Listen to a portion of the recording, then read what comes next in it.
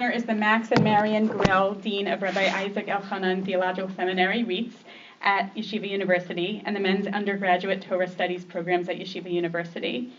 He serves as the Rav of the Young Israel of Holliswood in Queens, a position he has held since 1996. He received his smicha from REITS and his BA from Yeshiva College. We are very honored to hear from him today. He is a well-known and sought-after speaker, and I know that we will find his words very inspiring and meaningful as we look ahead to Yom Kippur. Thank you. Thank you very, very much. I'm actually a retired shul rabbi, which is why I'm able to be here. That's good. Rabbi emeritus, I guess. Any good way to do this? No, not really? Okay, we'll figure this out. Don't worry. Hello, Mayanot. It's Saras Yemei Tshuva, which is a very unusual time of the year. We're kind of not here nor there. I assume you don't have school tomorrow. This is the last day. And this whole week is just a little bit strange because our minds are sort of on school, but also on a lot of other things, and the Yom Tovim coming up. And the whole Aseres Yemei Tshuva, or especially the days between Rosh Hashanah and Yom Kippur, are very strange, very hard to pin down. In the times of the Beis Hamikdash, there was such a thing called a Yovel year. The Yovel year, obviously every 50 years, is known for a lot of things. The lands go back, the lands return to their ancestors. It's an extra Shemitah year. And also slaves go free. And the Pasuk in Vayikra tells us that the slaves actually go free. If you make yourself a slave for more than, you're a Jewish slave, and you make yourself a slave for more than the 6 years, then you go free on Yom Kippur. On Yom Kippur. But the Mishnah at the beginning of Rosh Hashanah tells us that the laws of Yovel basically go into effect on Rosh Hashanah, not on Yom Kippur. So which one is it? Does the Yovel year start? Does the new year start after Yom Kippur? It sort of does for us, right? It sort of starts after Yom Kippur. Or does it start already on Rosh Hashanah? Rabbi Yochanan ben Baroka in the Gemara in Rosh Hashanah tells us that the slaves stop working on Rosh Hashanah. If you are a slave, you stop working at Rosh Hashanah, that's it. That's the end. You don't actually go free, you don't go home until Yom Kippur. For 10 days, you're kind of in nowhere's land. You don't work. You sit with a crown on your head. You've been a slave all these years. You sit with a crown on your head, but you don't actually go home yet. You're sort of waiting to start the journey. You're thinking about home, you're thinking about the next year, but you haven't quite started yet. Aseres Yemei Tshuva is not just an intense time. It's not just an important time. It's really a strange time. Because we definitely left the last Jewish year. We left 57-77. But we kind of haven't started the new year yet. We kind of haven't started 57-78. This is all kind of like being in the airport. You might be surprised, but that's kind of what I want to talk about today. Oh, thank you for the air conditioning. Thank you so much. Should be a bracha on air conditioning for that. Baruch atah Eloheinu melech haolam shehakol nihiyeh bidvaro. So, in every generation, there's a different way of understanding the Aseres Yemei Tshuva, right? I think that in our generation, it's being in the airport. It's getting to the airport on the way to a flight to Eretz Yisrael. I don't know how many of you are Newark people. I'm really a Fair Lawn person. It's been a long time since I was out here. I'm really a JFK Terminal 4 person. So when I'm thinking about the Aseres Yemei Tshuva, I'm specifically thinking of Terminal 4. But I'm sure that there are similar things here in one of the other least liked airports in the world, in Newark International. Aseres Yemei Tshuva is like being in the airport. You left home, your bags are packed, you're ready to go, but you haven't started your journey yet. And you have to do all these specific things, some of which take a really long time, some of which are a little frustrating. during some of the time you're hungry and you're tired and you have all these steps to go through, I want to show you how what we're in now is basically being in the airport on the way to start our flight for 5778. The first thing you have to do when you prepare for this journey, just like being in a shul for Rosh Hashanah or Yom Kippur, is you got to buy your seats. So you make a whole thing to buy your seats, and then like on an airplane, you try to make sure, do I have an aisle seat? Do I have a seat next to a window? I try to see, maybe I'll be lucky on Rosh Hashanah and Yom Kippur, there won't be anybody sitting next to me. You try to figure out what spots in the plane or the shul are going to be colder or warmer. It's very similar to trying to book that flight. And then you get there, and when you get to the Aseres Yemei Tshuva, the first thing you're asked, right? And again, I'm thinking about Terminal 4, but you kind of get to a place before you can get to the El Al counters. They don't even let you into the place with the El Al counters until they've asked you a couple of very serious questions. They say, can I have your passport, please? So they take a look at your passport. And when you show your passport, you're basically being asked a very, very important question. Who are you? One of the first most important questions that we're asked as we start this 10-day journey is, who are you? And it's funny because you say who you are, I'm so-and-so, and then there's that time, especially at your age, where you're looking so much different every year, where they look at your passport and they look at you, and they look at your passport and look at you, and it was like a picture you took when you were 5, and they're like, I know that's who you say you are, but is that really who you are? Right, one of the first questions we have to ask as we enter into this airport is, I know this is who I think I am. These are the things that I think I stand for. These are the things that I think are important. How do I match up to that? Is that what I've really accomplished this year? Am I the person in my passport, so to speak, my spiritual passport, my goals passport? And the other question they usually ask you on the way in is, where are you traveling to? Those are two very powerful questions to start off our Rosh Hashanah, so to speak. Who are you? Do you match up to that picture that you have? I think of myself as so-and-so, but then I look down and I say, is that really you? You've changed a lot. Did you change in a way that you're excited about? Would you rather look like you looked in your passport picture? Have you changed into something better, more beautiful? How does that work? And then the question of where you're going to. Where is it that you want to be? You got to answer all these questions in the airport. And then you start to think about, even before you get to the El Al people themselves who actually know how to do security, you got to get up to that. They have those little stands, right? The little stands, and they have their stuff and their stickers and everything. We're going to get to those people in a second. But already then, you take your luggage, and for the first time, you kind of schlep your luggage through. And packing your luggage is also very much like the trip that we're about to take into next year. I once saw a fascinating comparison of packing your luggage for next year and what it is that you really want to take. And more importantly, as you're packing for Israel, some of you will pack for Israel next year for a year or two, and you have a lot of stuff. The question really isn't what you're taking on your trip, right? The question is, what are you not taking, because there's a 50-pound limit. And I know that it can be sometimes even more challenging for the females than it was in my family to figure out 50-pound limit, that's it. And you realize that if you're going to go on a significant journey and you don't want to get fined and taxed, there are certain things, ladies, that you kind of want to leave behind. And you already started making these decisions before you got to the airport, before Rosh Hashanah. And that's part of what this year is about. That's part of what this season is about, is thinking about, I'm going on this amazing journey. I'm so jealous. I'll admit to being jealous of every one of you. It's an amazing, your life is a journey every single year now. Every single year of high school, every single year, you have so much ahead of you. What do you want to take on that journey? And more importantly, what do you not want to pack in your suitcase? bad habits that I had last year. Laziness.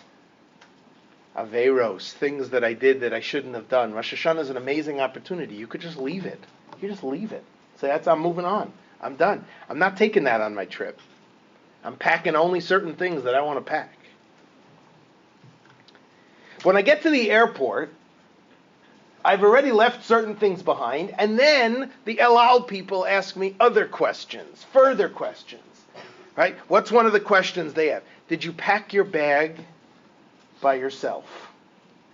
And most importantly, has anybody given you anything? Have any strangers given you anything along the way that you're not sure what's in there? And then we have to ask ourselves even further, what do we really want to take into this new year? Have we thought about the things that are important to us? Have we thought about our things, our stuff? Have people given us, has society maybe given us things that we don't necessarily want to take with us? Strangers? Are there parts of our life, are there parts of our personality that maybe shouldn't be in our bags right now? Are there other things that we could be leaving behind? And then for the first time, the moment of truth, Rosh Hashanah itself, my bag is weighed. My bag is weighed. And I'm trying to think, how do I know? How was I supposed to know if it's going to be 50 pounds or not? I don't know the difference between, those scale things never actually work. I just went on a flight. The thing said 48. When I lifted it with that little funny thing, the halal counter said 58. It was not a good mistake to make, a very expensive thing. I lift up my bag, I take all these stuff. These are the things that are important to me. These are the things that I want to have on my journey. And I realized that maybe I took a little too much. Maybe there are too many things. Maybe I can't focus on what's really important. What do I really want to take on this journey with me? And what maybe shouldn't be in my bag? I tried already at home, but I'm asked again and again. Every day of the Aseres Yemei Tshuva, I'm asked, what's in my bag? Which things do I want to take with me? Do I even know what's in my bag? Do I know? Have I thought about which parts of my personality, which people in my life, who should be? And they ask you, the El Al, who's in your party? Who's traveling with you? Well, that's a really good question. Who are the people that are most important to me? Sometimes it's the people who are most fun. But who are the people that are really important to me? Who's traveling on this flight with me? Who do I want to make sure is going to be with me no matter what when I get to the gate? And am I investing in those relationships? Who are the friends? Who are the 2 or 3 friends? I should be friendly with everybody. I should have everybody over. But who are the 2 or 3 people that are like really traveling with me? And am I making sure that they're at my side? Am I making sure that they're there? So I've been asked all of these questions. It really is very much like being in the airport. And then I get to security. And when I get to security, this time I'm judged, I'm looked at not as a group. When I meet the El Al person, they want to know everybody who's traveling together, right? We don't have to answer the question separately. But when I get up to security now, and I'm going to go through everything where I'm X-rayed, it turns out there's no pre-check in the Aseres Yemei Tshuva. There's no fast lane. You got to go through. You got to go through the whole thing. So now you're getting closer, and now you're about to get to Yom Kippur, and they tell you what? What do you need to do when you get to the security lane? You got to take off your shoes. You got to put your drinks aside. You got to put aside your electronics. And you got to walk through all by yourself. And you walk through that machine, right? Why did they pick me to go in that really scary round-looking thing? Right? I don't look like a terrorist. Why would they pick me? What do we say about the Ribono Shel Olam? He is bochein kilayot. He checks all the way inside. He has X-ray. The Ribono Shel Olam checks us. Think about that as we're going into Yom HaKippurim. He checks us. And here I go by myself. In fact, I see some of my family and I see some of my friends, well, they kind of got through more easily. Right? You ever had that experience at the airport where everybody else just kind of walked through and they're already walking to the gate and you're like in that big round machine and they say, security check, we need somebody to pat that. What? Me? What did I do?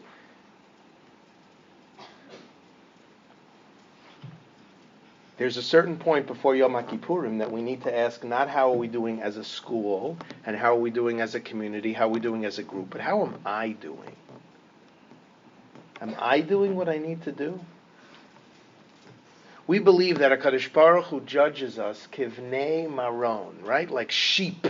One of the opinions in the Gemara is that we each pass like sheep before the Ribono Shalom.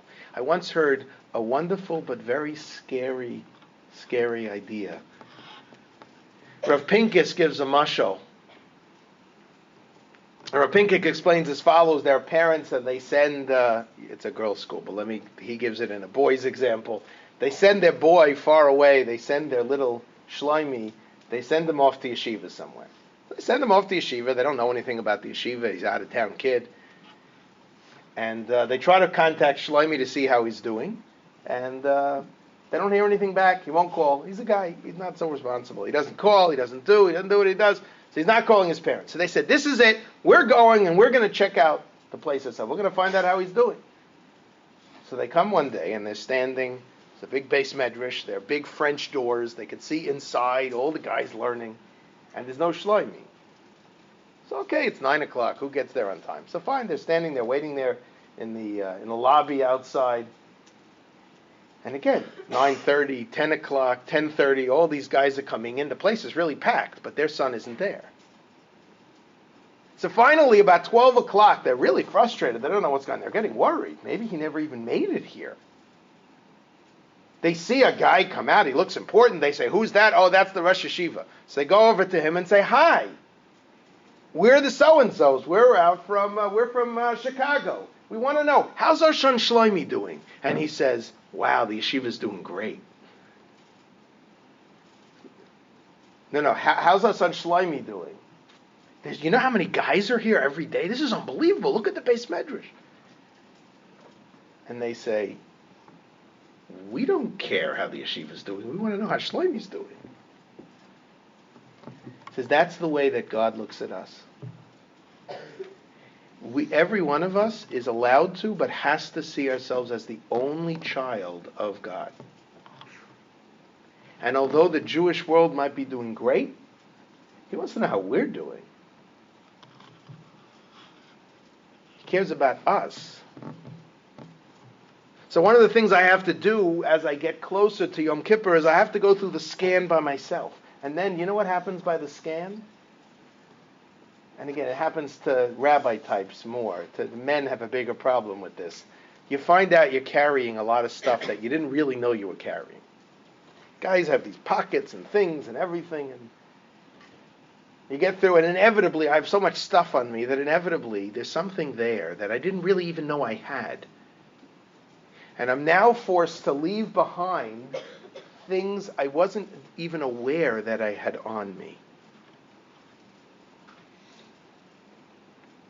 My excuses. See, I didn't know that I packed my excuses. I thought I left all that stuff behind at home. But I didn't realize that my excuses were something extra that I had on me. And the thing goes off. They say, excuse me, sir, step over to the side. And I look and I say, oh my God, I have excuses here. I have excuses that I didn't know I was carrying. I have failures that I'm holding with me that are trying to convince me that I can't succeed next year. And in my back pocket, I'm actually holding some successes that I'm saying I did well enough last year, so I'm just going to coast. Recently, I bought a new watch. Very inexpensive watch. But I went out to watch shopping. I figured I'm cool enough to get some sort of a computerized watch. But I didn't want to go full, oh my God, what's that term? Apple, no, whatever. I didn't want to go full. I don't like the watches where it just looks like a computer. I still remember from my day when people wore like digital watches, and that was considered to be very geeky. So I wanted to get a watch that looks like a watch. So in case you don't know this, I'm probably the last person. There's such a thing called a hybrid watch. Okay, a hybrid watch looks like a watch. Very excited about it. But it's also connected to your phone and to the app, to the Skagen app as it was. It's pronounced Skagen, not Skagen, by the way. The Skagen app. So the Skagen makes, I only know that because it broke and I called customer service. So the Skagen makes these hybrid watches. So what's so cool about this watch? So we made this thing in YU that you can't take out your cell phone in the base medrash no matter what. It is a huge change. No texting, no anything. You can't take out your phone no matter what. The problem is that nobody could reach me at all. And that's not so good, especially when you're married. So I needed a way to know if my wife was calling. So we got this great watch where it knows my wife's number and it buzzes me on my watch when my wife is calling. I have one or two other people on there also, which I don't always mention, but I know when a couple of people are calling me, I have to get up from the base medrash. So that's why I got this watch. You're saying, why in the world is he telling me this? Because also on the watch is another dial that serves as a step counter. Now, I'm not particularly health conscious, and it never occurred to me that a step counter is something that would add anything to my life. Basically, it told me that a normal number of steps is 10,000 a day. That is not a normal number of steps, it turns out. A normal number is about 4,000. I mean, I move around, I do things. Once I ever hit 10,000, the watch almost exploded. It was so excited. The dials just started going around and around and around. 10,000 is not a normal number, but that's what they decided was a normal number. Why am I telling you this? Every night at midnight, the watch resets to 0. And every morning when I get up and I see this watch, I didn't buy it for this reason, but it is such great musar for me. Every morning I get up and I look at the watch, and the first thing I see is that the step counter is back to 0, which means that if I didn't make 10,000 yesterday, it's okay, today's another day. And if I did make 5,000 yesterday, I still have to start from 0, and I still have to accomplish today. This watch was worth every cent. It kind of started to break already, but this watch was worth every cent because I remember that I need to start from scratch every day. And if I can't remember every day, I do need to remember this time of year. There were things that you started last year that you tried to accomplish with, that you tried out for last year, that you tried to accomplish last year, that you didn't make it. Rosh Hashanah says you start from 0. You start from scratch. There were things you did accomplish. That's just some place that now you have to build off of for the next year. So there's more and more stuff I got to leave behind. You see where I'm sort of going with all of this. And now I've gotten into Yom Kippur. I'm ready for Yom Kippur. I got my shoes off. I'm going through. My innards are being checked. And then there's one more step. And this is the not fair step. Because after I've gone through security, and I bought a drink, and I forgot that I couldn't have a drink, and they took away my drink once, then I'm getting closer to the gate, and I bought another drink. Why not? And they get to the gate, and then they look at my bag again. Sometimes they do this in New York. They always do this in Ben Gurion. There are those people at the front, and again they're looking, but I already passed through security. I bought the drink over here at Cafe Joe, right next to gate number 9, D9. I'm here, and I got the drink from you, from the airport. Why can't I take the drink on the plane? This doesn't make any sense. What could I do? How could you blow up a plane with iced tea anyway? What are you going to do with it? Why are you taking away my drink? It's not fair. And I'm asked at the last moment before I start the flight to give away something that I really feel I shouldn't give away. And I'm frustrated. Because for the last 3 days I packed, and there were all these things that I wanted to pack for my trip, and I had to put a lot of them aside. And then I got to the weighing, I got to the counter, and I had to take out a few other things. So I didn't want to pay $100 to have one more pound of stuff. So I took out more stuff. And then when I was in the security thing, I found all this other stuff that I didn't need to take on this journey in 57, 78. I could leave it behind. My failures, my excuses. But now I'm finally there, and there's one more thing that I'm asked to give up, and it's not fair because I shouldn't have to give this up.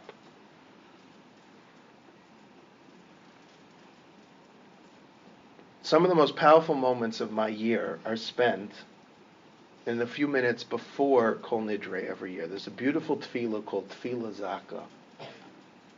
And it's so hard to get to shul on time anyway, Yom Kippur, because I got the stuff and the brachas and the food.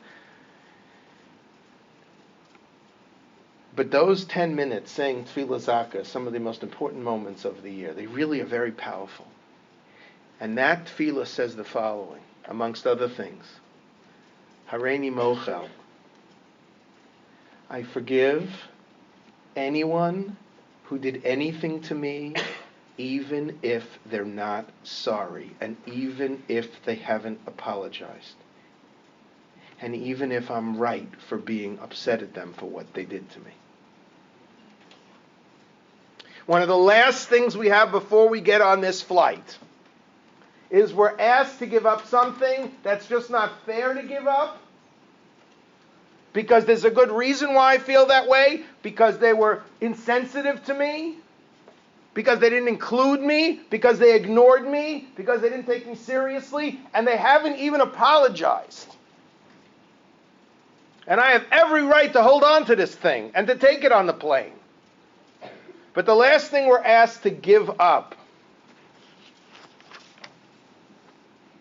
are our prejudices, the bad opinions that we have of each other, our anger, our resentment, our annoyance, to leave it behind. Leave it behind before you get on the flight. It is not worth taking on the flight. The reality is, and I always remind myself of this, that when someone has wronged me, really wronged me, done something just obnoxious to me, most of the time, they don't know the difference. That's how obnoxious they are. They don't know they did it to me. When's the last time someone insulted you and they walked away feeling great and you walked away with a 1,000-pound weight on your shoulders? The reality is that when we don't forgive, it's we who lose. The person that did it to me is not struggling with it anymore. They're just going on with their life. I'm stuck with it. Leave it at the gate. But there's another reason to leave it at the gate. Our rabbis tell us that Hamavir al midosav, Ma'avirin lo al kol chata'av, al kol pisha'av. That if we're willing to say, it's fine, I'm going to leave it. I'm not going to take it into the next year. I'm going to go, you know what? I should take it. I have every reason to take it. I'm not going to be fair. I'm going to go beyond fair. And that's a really helpful thing to do this time of year, because I ask you the following. Honestly, when God judges us, and this is a time of judgment, we usually don't relate to God as a judging force. We usually relate to Him as a father, as a mother. This is a time of judgment. Do we really want Him to be fair? I don't want Him to be fair. I'm not looking for fair on Yom Kippur. There's a story of the Chozeh Lublin. There was a chassid that used to go to his local rabbi, and he used to go to him for a question, and he used to give him a few dollars. And every time he would go, he would become richer and richer. This was great. And he became a very, very wealthy man. He used to give. One day he comes to his rabbi, and he's knocking. There's nobody home, and somebody says he's not here. Where did he go? He went to his rabbi, the Chozeh Lublin, the great seer of Lublin. And the guy started to think, wait a minute, my rabbi has a rabbi? So why do I need to go to my rabbi? I want to go to a real rabbi. Why should I go to the student if I could go right to the teacher? This is a waste of time. So he starts seeing the Chozeh Lublin. And every time he meets with the Chozeh Lublin, he also gives him a nice donation, until slowly but surely he starts losing his money. So finally he says to the great Jose Lublin, I don't understand. This was a good system. I give a little money, I help out the rabbi, God helps out me. Why has God stopped doing that? So he said, you don't understand. As long as you didn't care so much to whom you were giving it, God didn't think so much about who he was giving your money to. You weren't being so careful about who it was. He looks nice. He's helping me. So God said about you, he looks nice. He's helping me. But as soon as you started to ask questions, so did God. Do we really want God to be fair this time of year? It's not fair. Don't get me wrong. It's not fair. They did it to me. They should pay. I should hold on to it. And if I don't hold on to it, I start to think they won. They got away with it. It's not fair. I bought this bottle at the airport. It was fair and square. There's no reason for them to take away from me. But we don't want God to be fair. It would be terrifying for God to be fair at this time of year. The Gemara tells us that there was a great drought at the time of the Tanaim, and the great Rabbi Eliezer got up to pray. And he prayed, he led as the Shliach Tzibor, 24 brachot. They used to extend the Shemona Esrei to 24 brachot for a drought. And nothing happened. And then Rabbi Akiva, who is, Rabbi Akiva is our favorite, but he wasn't considered greater than Rabbi Eliezer. Rabbi Akiva gets up and he says, Avinu Malkeinu. That's where Avinu Malkeinu. He says, Avinu Malkeinu, Ein lanu melech ela'ata. And starts to pour. And the rabbis start to laugh. Wow, obviously God thinks much more highly of this one than that one. And a heavenly voice comes out and says, Rabbi Akiva is not greater than Rabbi Eliezer. But they live different lives. Rabbi Eliezer is a person of strict justice. And he can live at that level. When my Rabbi Eliezer comes to me and he wants something, he says, I want it because I earned it, because it's fair. You want to live at that level? Go ahead. Rabbi Akiva, in his own life, it's not about fair. He is mavir al midotav. He says, I don't care. I'm willing to go the extra mile, so I'm going to go to the extra mile for Rabbi Akiva. I know some have to run out. Please feel free to do so.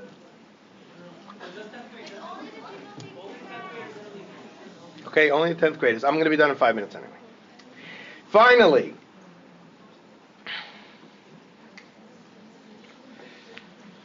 there's one other reason why I truly believe, and one other story I want to tell you, as to why it pays to leave that drink before you get on the flight. And that's because, ladies, one thing that none of us like to be is a hypocrite. Right? That word that's a bad word. Get called a hypocrite by somebody, that's pretty terrible. But we don't want to be hypocrites. I'll tell you one more Hasidic story. I don't know how I got so many Hasidic stories into one talk, and I'm particularly tell Hasidic stories. But there's a story told, I guess it's that time of year, Rav Levi Yitzchak of Berdichev. One of those stories that probably never happened, but it's really okay, because you'll get the point. Rav Levi Yitzchak of Berdichev is getting ready to say Kol Nidre. And everybody is waiting, and he's not allowing them to start. There are many Hasidic stories about Yom Kippur that start the same way. And they say, we can't start until Beryl, the tailor, shows up. There's always a Beryl, he's usually a tailor. And there's always a Hasidic Rebbe. So they can't understand why we can't start. We got to start, we got to do this, we're going to wait for Beryl. So sure enough, Beryl shows up. They go get Beryl. Beryl shows up. And they say, Beryl, why aren't you here? So Beryl says, because I'm angry at God. I'm really angry at God. I didn't come Rosh Hashanah. And I'm not intending on coming Yom Kippur because I'm really annoyed at God. And they say, what exactly happened? Why are you so annoyed at God? And he tells a story about how something was stolen from him. He has a wedding to make. and he needed the money, and he thought he came in all this money, and he left it somewhere, and it was stolen, and he's really mad at God. That's the short version of the story. So Rabbi Yitzchak says to the man as follows. You have some pretty legitimate arguments against God. Do you think you could find it in your heart to forgive God? So he's like, no, I'm not going to forgive God. He says, but it's a time of forgiveness. It's Yom Kippur. You don't think you can forgive God? So Rabbi Yitzchak says to him, how about we make the following deal with God? Tell God the following. If you forgive me, I'll forgive you. And Beryl turns to the Ribbono Shel Olam and says, okay, that sounds reasonable. If you forgive me for everything I've done, then I'll forgive you for what you've done. And Rav Levi Yitzchak turns to Shemayim and he says, Klal Yisrael has been through so much, we're willing to forgive you if you forgive us. That's a little bit of a chutzpah. I'm not suggesting you do that when you come to shul. But consider saying the following. God, listen closely. If I forgive people for what they did to me, will you forgive me for doing the same things to you?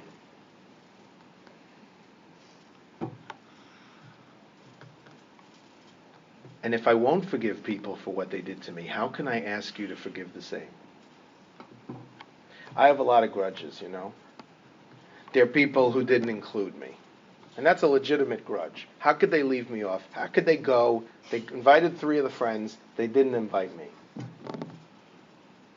Do we always invite the Ribbono Shel Olam? Do we always invite him to summer camp and to trips at the time we have off? I specifically asked that person not to do it, and they told me they weren't going to do it, and they did it anyway. Yeah, God specifically asked us to do a lot of things, and we said we weren't going to do it, and we did it anyway. He forgot about me. That person, she forgot about me completely. That was so obnoxious. I'm such a good friend. I do so much for them. God does much more for us than we do for any of our friends. And we forget about him a lot more often. I did so much. I gave him a huge present. They didn't even say thank you. When's the last time I forgot to bench? Probably yesterday. I don't know, day before. Gave me lunch. I didn't say thank you. I was giving a speech in class, and they were talking in the back row. That's my good friend. When's the last time we talked during Kriyas HaTorah or during shul? They said rotten things about me. They made me look terrible. When's the last time we did Chil Hashem? Think about it, ladies. Whatever our friends or our enemies may have done to us, we've done much worse to God. Much worse. And how can we ask him to forgive us if we're not willing to lend the same forgiveness to our friends? How in the world can we turn to him and say, give me another chance, if we won't give other people another chance? What we're asking for, God, at this time of year doesn't make sense, ladies. It just doesn't make sense. We've done it, and we've made the mistake before, and we're probably going to make the mistake again. And every reason why I shouldn't forgive my friend. I already gave him 5 chances, and they didn't come through. I already gave him 10 chances, and they didn't come through. They've done this to me so many times. That's exactly what God is saying about us. And if we're hoping that he'll give us a second chance, then we need to do the same for everyone around us. We need to leave it at the gate. Just leave it. Just leave it there before we go down in the ramp, before we get onto that plane called 5778. We can leave it behind. Our averos, our excuses, our bad midos, our failures, our grievances. We've all been scanned and checked. And we can leave a lot of things behind. I wish you a safe and enjoyable flight. Gemara Siman.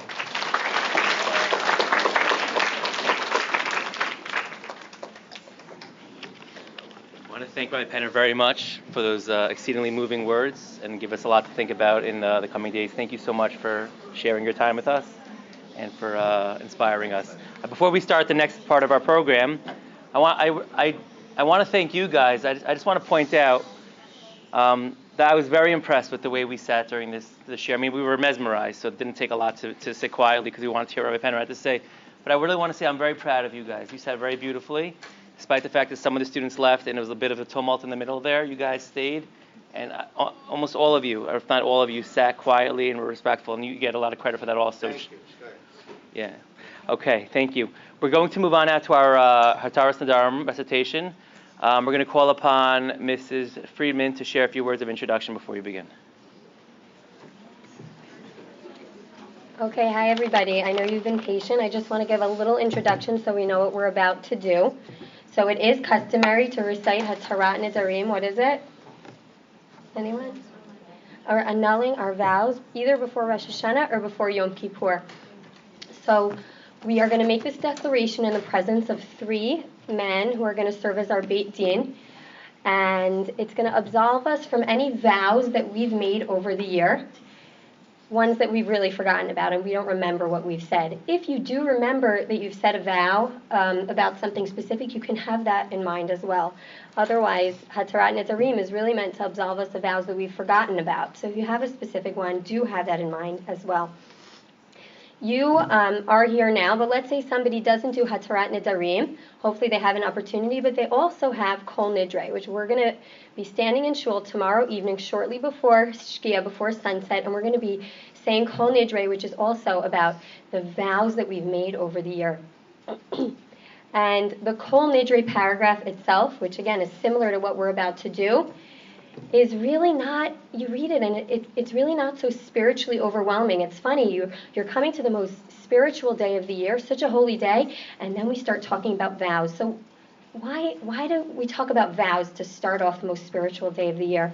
But it really shows us that vows that we take orally represent many of the mistakes that we make. If you look at the Al Chait paragraph that we're going to say 10 times, 2 times in each of the tefillot that we say over Yom Kippur, one in our personal and one in the Chazan's repetition. If you look at that, you see so many of them are about speech. So unfortunately, it's a big challenge for us to use our speech to really elevate all of our actions. So I hope that through doing the Hatarat Nedarim together and through saying Kol Nidre tomorrow, that we as a community can really make a strong statement about how we're going to use our speech to elevate ourselves to a higher level this year. 5778, and I wish everybody a Gemar v'chatzima tova. So we're going to begin now. We have the handout. Okay, what we're going to do is while we get the chairs, while